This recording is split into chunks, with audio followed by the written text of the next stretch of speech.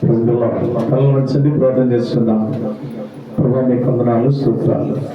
ఈరోజు జరిగిస్తున్న ప్రభా ప్రార్థనలో మాతో స్థితించాం, గణపరిచాం. ఒక్కసారి మాతో మాట్లాడమని యేసుక్రీస్తు నామములో ప్రార్థించి మనములను వేడుకుంటూ ఉన్నాం తండ్రి. జాగ్రత్తగా విందాం. ప్రభుత్వ వాక్యాన్ని మనము ధ్యానం చేసే ముందు కీర్తన గ్రంథము 31వ అధ్యాయము 20వ వచనం చదువుకుందాం. దయచేసి చదవండి. కీర్తన గ్రంథము 31వ అధ్యాయము 20వ వచనం చదువుకుందాం. బాగా వినండి విశ్వాసులారా, యెహోవా భక్తులారా, మీరందరూ ఆయనను ప్రేమించుడి. యెహోవా విశ్వాసులను కాపాడును. దీనికి ఆలోచించండి. ఈ రోజున మన రాత్రిపూట ప్రభు మాట్లాడుతున్నా.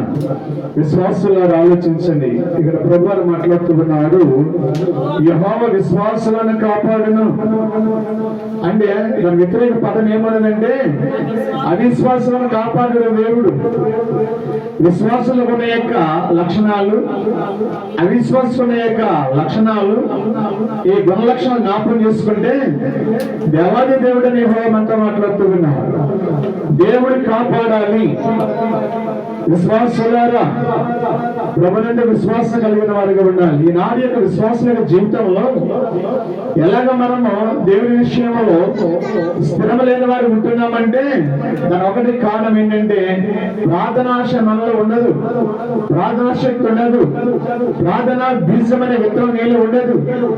ఏనాడైతే నువ్వు ప్రార్థన విషయంలో నువ్వు జారిపోతావో, కొన్ని సమస్యలు బట్టి శ్రమలు బట్టి నువ్వు ప్రభుత్వం ఉండి వాక్యాన్ని బట్టి జీవించి బలపడితే శ్రమలు బట్టి దేవుడు దీవిస్తాడు. హల్లెలూయా.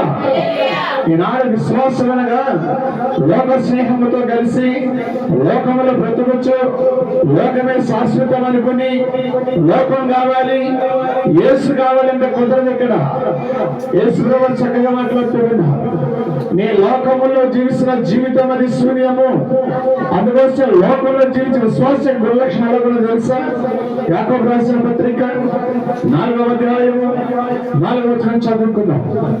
దయచేసి యాకోబు రాసిన పత్రిక 4వ అధ్యాయము 4వ వచనం చదువుకుందాం.